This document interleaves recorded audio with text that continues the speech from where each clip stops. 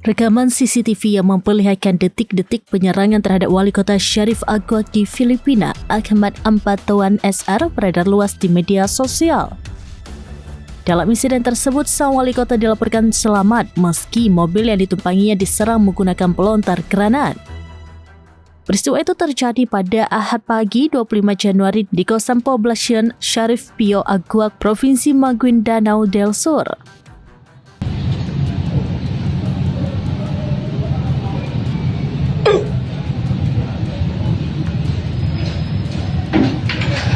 Saat itu, Ahmad Mitra Ampatuan hendak pulang menggunakan kendaraan Toyota Land Cruiser hitam yang diketahui memiliki perlindungan anti peluru.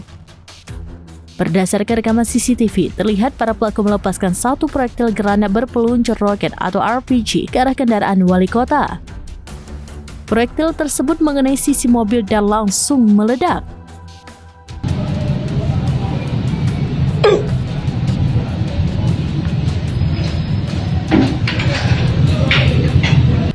Meski kendaraan mengalami kerusakan akibat ledakan, wali kota dilaporkan selamat dan tidak mengalami luka. Namun, 2 orang pegawainya dilaporkan mengalami luka akibat insiden penyerangan tersebut. Aparat keamanan setempat disebut masih melakukan penyelidikan terkait insiden itu. Rekaman penyerangan ini diunggah ke Instagram oleh akun @majeliskopi08 dan langsung menarik perhatian publik mengingat kawasan tersebut dikenal rawan konflik bersenjata.